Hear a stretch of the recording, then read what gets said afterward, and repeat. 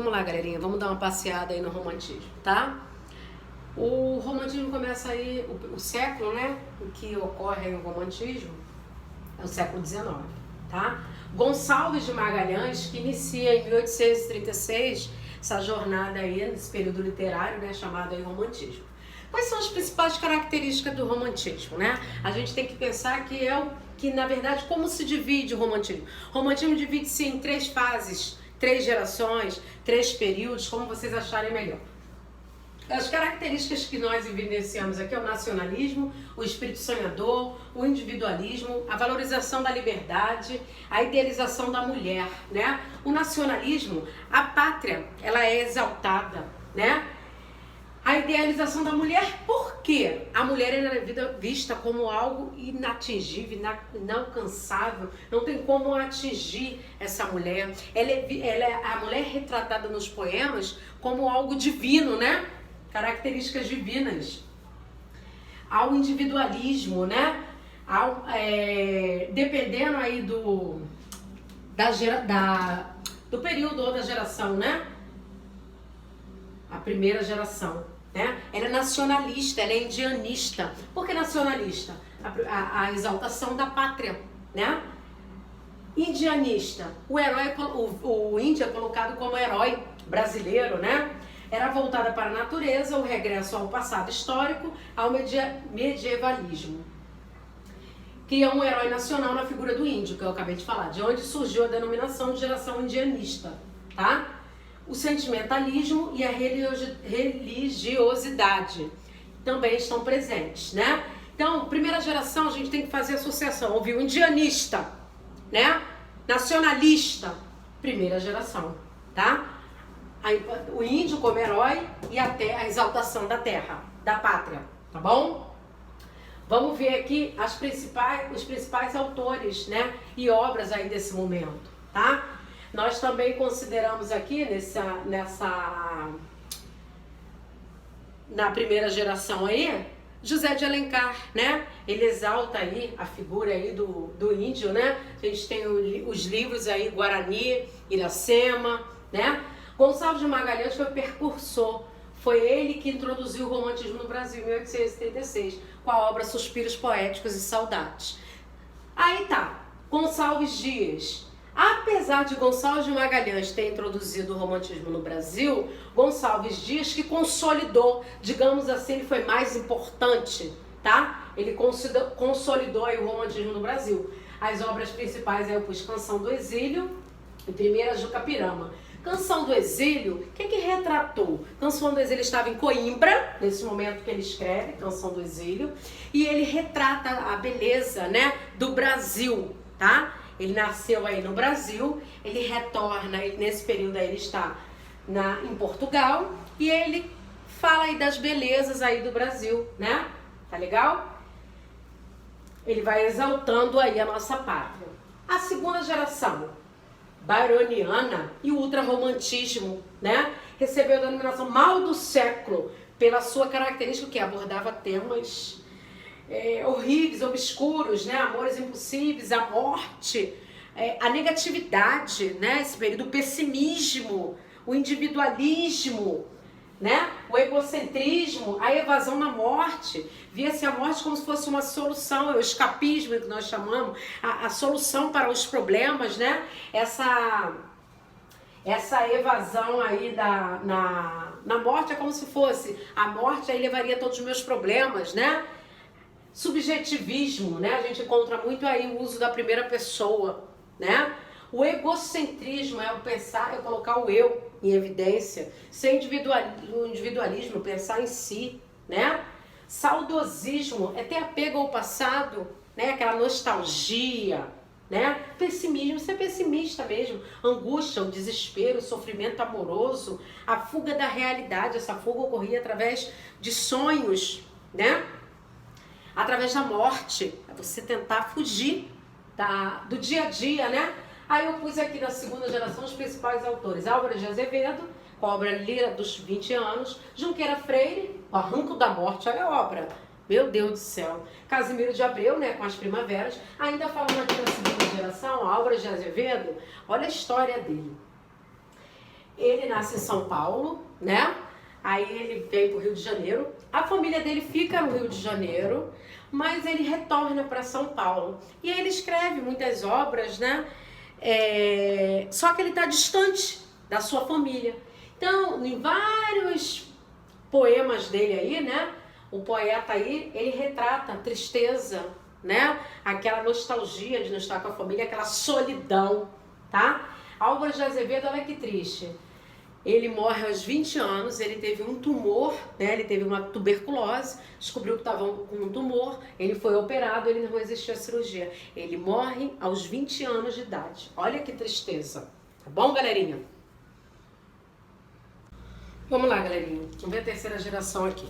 Se eu falar em primeira geração, eu tenho que lembrar de indianista e nacionalista. Se eu falar em segunda geração, eu tenho que falar do ultrarromantismo, tem que lembrar, né? Ultrarromantismo, mal do século, né? Byroniano, né? O byronista, ruim de falar, né?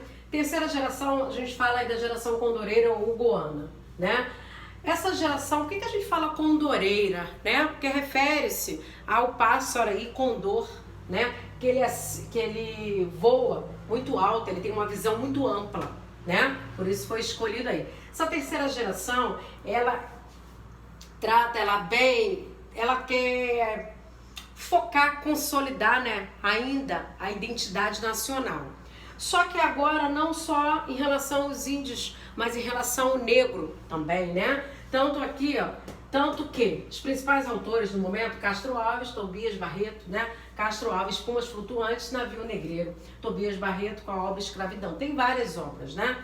Algumas características, o erotismo, a mulher é vista com virtudes e pecados, mas ela é vista com virtudes. Olha que legal, há uma amplitude no pensamento. O abolicionismo, né? As questões sociais, elas aí já eram abordadas. A realidade social é a negação do amor platônico, né? A mulher, ela já poderia ali, ela é vista como uma pessoa que ela poderia ser tocada e não como um ser inatingível, tá? Tipos de romance, ela não era endeusada, digamos assim. A mulher não era vista como uma divindade, né? Tipos de romance. Nós falamos aí, o romantismo, ele tem a fase.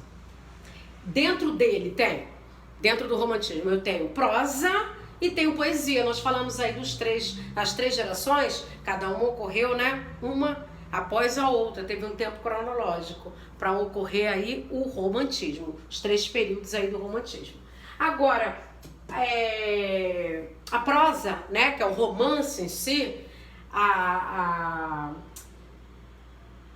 parte poética, né, que nós falamos, da poesia, né, dos três momentos, lá são poesias, né? Aqui nós estamos falando da parte o quê? Da parte da prosa, tá? Tem essa divisão aí. A parte da prosa já não é dividida, começou com esse, veio para esse, não. Pode ter um histórico indianista, daqui a pouco vem o urbano, daqui a pouco vem o regionalista, tá? Não importa. Um se sobrepõe ao outro aí, acontece no mesmo momento, tá bom? Então nós dividimos aí, né? Em poesia e na prosa, tá? É assim que a gente divide aí. Vamos ver os tipos de romance. Romance histórico carrega o quê? Aborda o quê? Os hábitos, né? Do período aí que já ocorreu. Uma narrativa que mescla realidade e ficção. Guerra dos Mascates, José de Alencar, né? Que mostra a história, os hábitos, né? De um povo. Romance indianista, o índio ele é retratado como herói, né? A gente retrata o Brasil, retrata o seu povo, retrata os costumes, né? As crenças, a cultura do índio aí, né? Ó, o Guarani e Iracema, ambos aí, ó, esses romances aí são de José de Alencar, tá? Romance urbano, urbano já diz, cidade, né? Retrata situações que aconteciam na cidade, no dia a dia, nas altas sociedades, principalmente em relação à família, em relação ao amor, em relação a essa idealização, né, do romantismo nas relações humanas, nas relações entre as pessoas, tá? Aí tem José de Alencar, Senhora, né? Na obra aí, Senhora, eu tenho uma tríade aí, tem 3 mulheres envolvidas aí, né? eu tenho Lucila, Diva e Aurélia, né? Retrata aí, é o perfil, esse livro fala do perfil da mulher, né? Da mulher no romantismo, como ela era vista, né? Machado de Assis com a obra Helena. Helena, na verdade, né? Machado de Assis aí ele retrata, ele narra esse romance aí. Helena acontece de seguinte, fala da parte negativa, né? Das tristezas, das derrotas, das angústias de viver um amor, né? Não correspondido, das desgraças, né? De viver um amor não correspondido. Joaquim Manuel de Macedo, com a obra aí, A Moreninha, tá?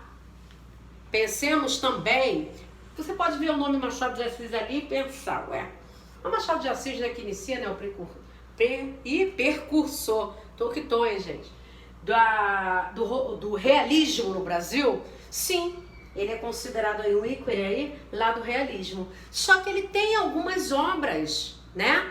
Ele tem algumas obras aí, ele tem alguns contos, tá? Ele faz um pouquinho, ele participa aí um pouquinho da prosa do período literário aí que nós conhecemos como romantismo.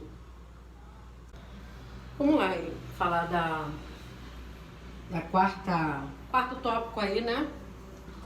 Da prosa aí, o romance regionalista, né? Marcado pela busca, como se fosse redescobrir o Brasil, né? A sua variação, a sua diversidade, né? Tanto regional quanto cultural, de uma forma em geral aí do Brasil, né? Aí eu pus aqui algumas obras, né? Ermitão de Muquem, né? Retratou, de Bernardo Guimarães, retratou o interior de Minas Gerais e de Goiás, né? Inocência de Visconde Taunay, será que Taunay? Já li esse livro, muito bom. Falei da exuberância da natureza, né? Exalta aí, na verdade, da importância aí, a fala, né? Das pessoas do interior, né? Exalta a beleza, né? Da natureza. Esse é o período aí, o romance regionalista. Bom?